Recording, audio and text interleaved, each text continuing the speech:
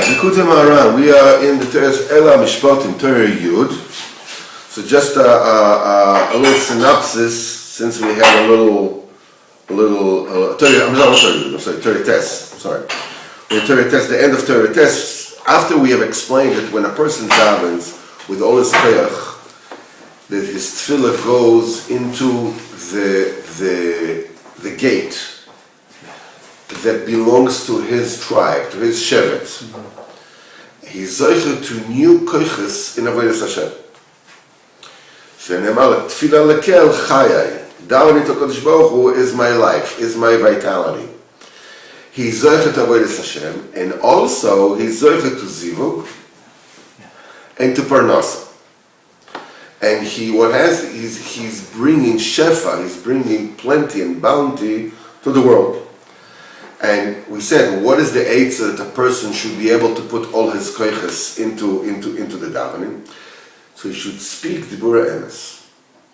According to you, Madrega talk the truth, say the truth.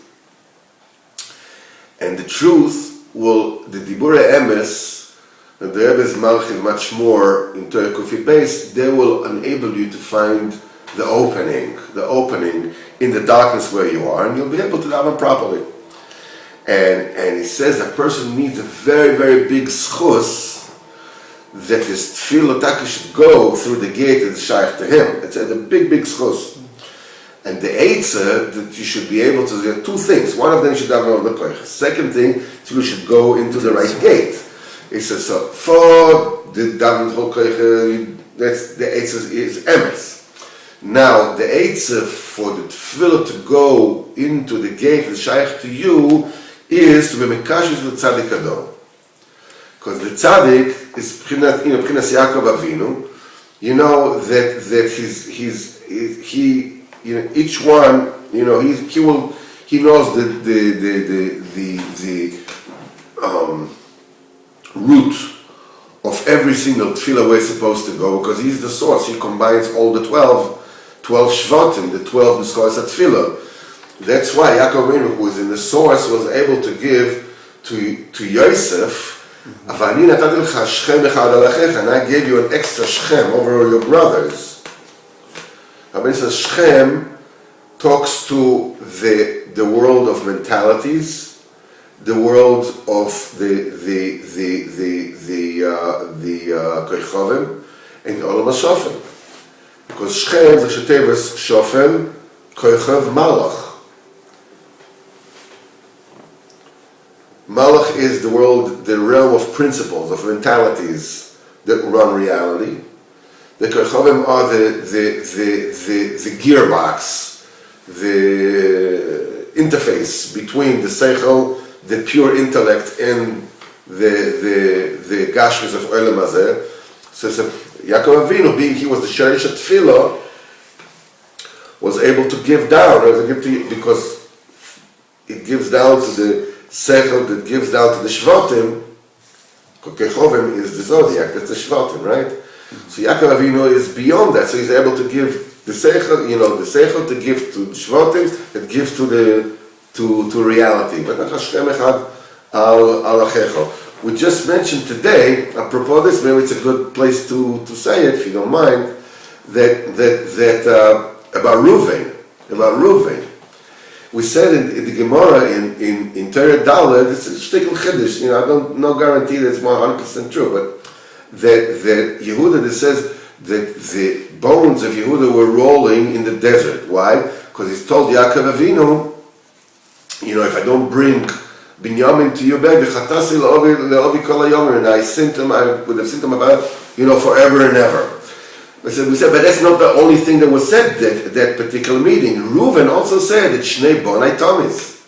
If I give him to me, if I don't bring him back, you kill my two sons.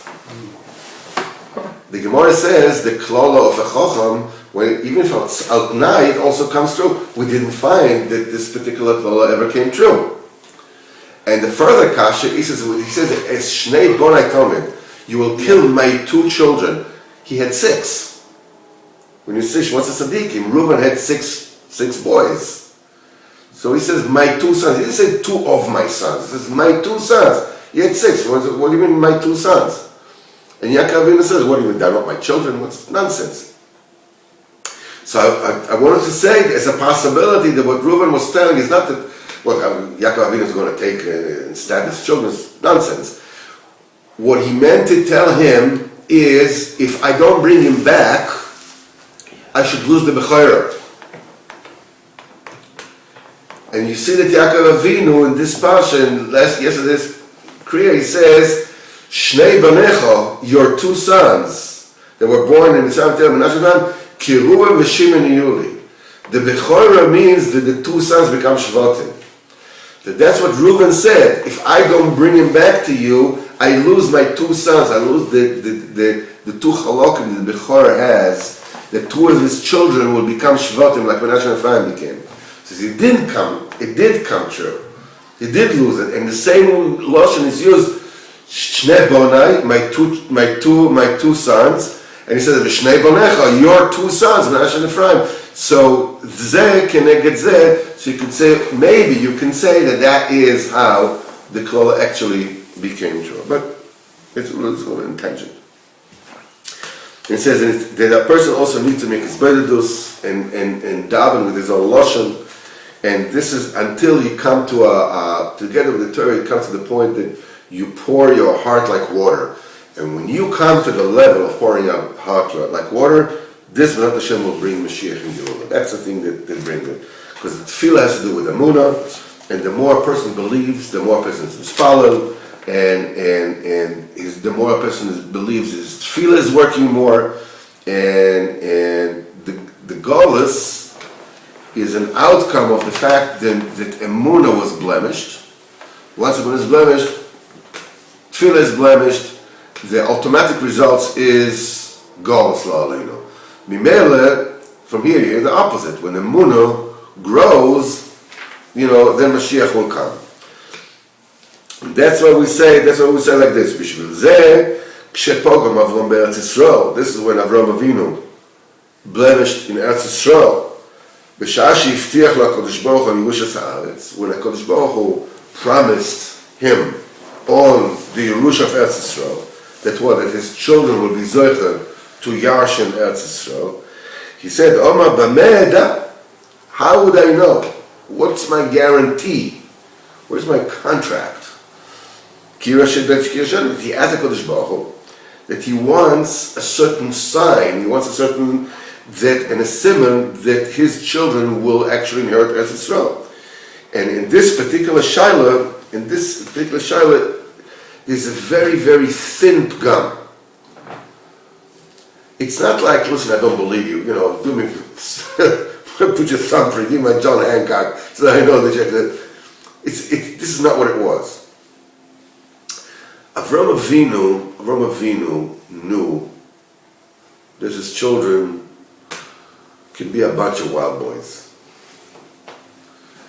He wanted the guarantee that even when they go haywire, that Kadosh Baruch Hu will take care of them and will be good. And even when we see it also. Yaakov Avinu says, it wasn't totally unfounded. It wasn't, but Kadosh Baruch Hu is promising you straight out. I say, Amen, boom, finish. The Gemara says in Durham, why was Avram punished that his children were punished in Mitzrayim 210 years? Because he used 318 of his Talmidim to do the war against the 4 kings. Because he was he exaggerated by questioning the mitzvahs of Kodesh Baruch Hu. He says, how do I know that I know? Because he thought too much. He tried to ascertain too much. Since his shaila was about what? About the Yerusha of Eretz Yisrael, Mimele, all the Pgam had to do with Yerusha Sa'aretz, the inheritance of Eretz Yisrael. That's why that's why our forefathers went down to Mitzrayim. Ki pagam ba'emuna, because he have blemished the emuna, he damaged the emuna. I know that in other means that the damage in Eretz Yisrael, which is the aspect of Nisa, of above nature, which is the essence of Emunah. Because of that, Yod Yaakov ono Mitzrayim. That's why Yaakov and his children, they went down to Mitzrayim. Sham in Mitzrayim is Hefech HaNisim. We say Mitzrayim Nosim Mikrosai. The Mikrosai is Nisim, is the opposite of Nisim. Shezeru Matzeh. You know, that he damaged Eretz Yisrael, which is Emunah. He went to Mitzrayim, which epitomizes the opposite of Emunah. The opposite of Nisim. Mitzrayim Nosim Mikrosai. Moshe Rabbeinu wanted to affect Nisim, and says, Kitzeisi Sa'ir, I have to get out of town. To get out of town to affect that. Dafka Yaakov and his children had to come down because he blemished Dafka Eretz Yisrael b'fchinas tefillah, within of tefillah. That's Dafka Yaakov and his children. Okay, so why Dafka them? Because Yaakov and Avano, they constitute the tefillah. We said that 12 nuschos at tefillah. This is Yaakov and his children. Shehem B'china Shnei Masar Shevet Tefillah. Because every Shevet has its own gate in Shemayim that his tefillah goes into. And they all came down to Mitzrayim, which is not a Mokum tefillah. And because he brought down the B'china of tefillah in the Golos. So besides the fact that there is Apgam in the Emunah and the tefillah, I'm so go into Golos Mamash, because they cannot exist in a place of Emunah and Tefillah. In the Tefillah itself, the Emunah itself goes down the Golos. And it's impossible, up to the point, what the unit of Golos, that you cannot affect Nisim properly in this world through Tefillah. I will use this opportunity. We spoke, you and I try to finish a certain Vater already. This is the third time, so we'll use it. But we spoke about the union of Hanukkah. That the union of Hanukkah has these two inyon. One of them is Adlok Neres in Lamata Masoret Fochem, and the second thing is Lahoydus V'Lahala. And we spoke about the union of a person measuring himself vis-a-vis what he's supposed to be and where he is, and it's the dichotomy is like as wide as the sea. So we said this the evening of Hanukkah. The first thing is, as it says over here in this Torah, is when you said Dibure Emes, that it puts the light into the choshech where you are. This is the bechina of Adloko Lemata Masoret Fochem, which is Susarabim, the Rishus of the Klipos. The thing that puts a person in denial, that makes it impossible for a person to speak Dibura Emes, is when a person is caught up with the misery of his situation. And when a person is in pain, you can't talk to him. You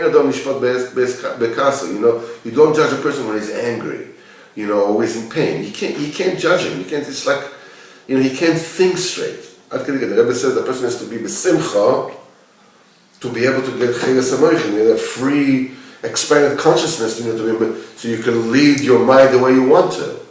The minute that you are upset, this moichin the katnus, your mentality, mental prowess are in a bind. You can't move. You can't do anything. It's like when a couple start arguing about something, if they discuss it nicely with one another, they can very easily resolve it. But then it becomes more and more concentrated into, we should get new furniture over here. Then the answer is all you think about is spending money. And so the answer, obviously, then, this contraction happens. He says, all you think about is money. So this one is contraction. He says, she's just like your mother. It's like and it becomes to the point where, you have all their talents, all their capacity, is contracted to a nekuda, and they make and there's no way that you can, and things, when you need to expand. When you make an expansion of the kalim, then you can deal with them. The reason why you can't divrei emes is because you are wrapped up in the conditions where you're in right now. There are two ways to undo that. One of them is surrender. That's it. I give up. I'm defeated. That's usually the way that alcoholics or whatever it is they get. They hit bottom. That's it. They drink in order to assuage pain. But at a certain point in time, drinking becomes more painful than the pain they're trying to assuage. That's usually when they stop, because they're defeated. So that's one way of doing it. A second way of doing it is with Torah. You come to Kodesh Baruch Hu and you give him thanks for everything. For the way I am, for the fact that I'm stupid with a capital stu, for the fact that I have midas that are so bad that in the dictionary on the bad midas I have my picture, for the fact that I get angry, for the fact that all those things, for the fact that this one did to me, and this was mitzayah me, and this did to me. Thank you for everything. How do I thank you for everything? Because Rebbeinu Shalom, everything that happens to me and happened to me is from you. Secondly, you love me. I believe that you love me 100%. 100%. There's no father on earth who loves his children more than you love me, personally. Mimele the Paul says everything you do with me is because you love me. It's a toivasi. I know, I don't know. Listen, when I tell my son I cannot have an ice cream, he doesn't understand why I want for his good either. So I don't understand. But first of all, I understand. Thank you. What that does, it does two things. First of all, it does something begashmius, it does something beruchmius. Begashmius, it changes your perspective. Because suddenly, when you're saying thank you, and you're saying this is my l'toiva, okay, so I start by not knowing how this can possibly be l'toiva, but then as you keep on going, this is what we call the red shirt principle. You go in a stadium and you ask, and you say, close your eyes. Okay, you close your eyes. Says, how many people with red shirts are in the stadium? So, I don't know. Okay, now open your eyes. You open your eyes. How many people with red shirts? One, two, three. When you start looking for red shirts, you start seeing red shirts. Until now, you weren't looking for red shirts, so you didn't notice them. Once you start saying HaKadosh Baruch Hu is l'toiva, automatically you start looking. Why could this be my l'toiva? So first of all, obviously it's l'toiva because it brings me to talk about it to the Kodesh Baruch Hu. Before I didn't talk to Kodesh Baruch Hu. Now that thing that hurts me or whatever it is, bring me to talk. That's the first toiva. That's probably the biggest toiva.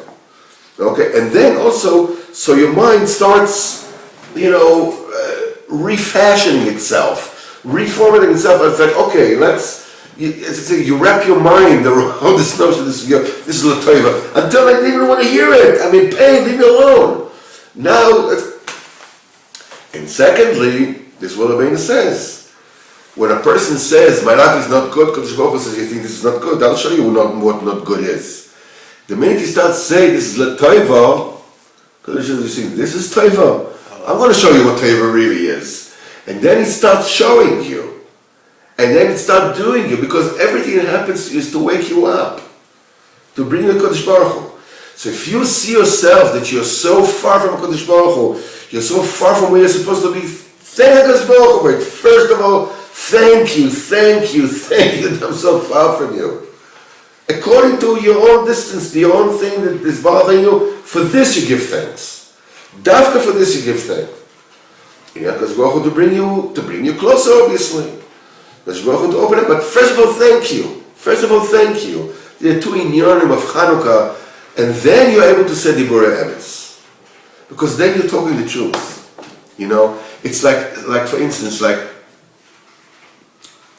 there were times when, in Tel Aviv, we were talking about this. I said that some people, they want to get married. Usually, older single people, they want to get married. They want to get married. You really want a bracha, want a zivug, want this, want that. So the reason why you really don't get married is because you don't want to get married. Well, what do you mean I don't want to get married? Of course I want to get married. Yeah, in your mind, in your consciousness, it's not you want to get married. You don't want to suffer the anguish of being unmarried. But you don't want to get married. Why don't want to get married? I don't know, maybe your parents had a lousy marriage, and this is how or you're afraid of rejection, or whatever it is. Because if you wanted to get married, you would be married. Good marriage, bad marriage. You want to get married, you would be married. You're not married because you don't want to get married. So you come to Kodesh Baruch Hu and you say, Ribono Shel Olam, give me my zivug, give me my zivug, give me my zivug, give me my zivug. It's like asking Kodesh Baruch Hu to take care of you while you're holding on to, it's like he says, take it away from me, take it away from me. You ask Kodesh Baruch Hu to take away from you something that you don't want Kodesh Baruch Hu to take away. Kodesh Baruch Hu gives you what you really want. What you really want, Kodesh Baruch Hu gives you. You don't want to get married. So these are not Diburei Emes. The only way that you can start talking Diburei Emes about it is if you thank Kodesh Baruch Hu, Todah Rabba, they're not married. When you thank Kodesh Baruch Hu will show you, why am I thinking I'm not married? I'll be married, I'll be afraid. Then you start talking Diburei Emes, help me not to be afraid.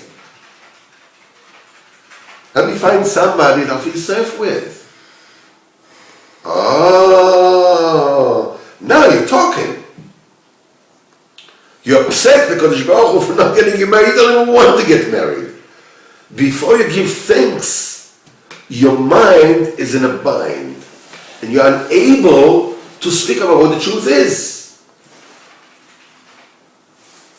And what you're really asking for, you don't even want.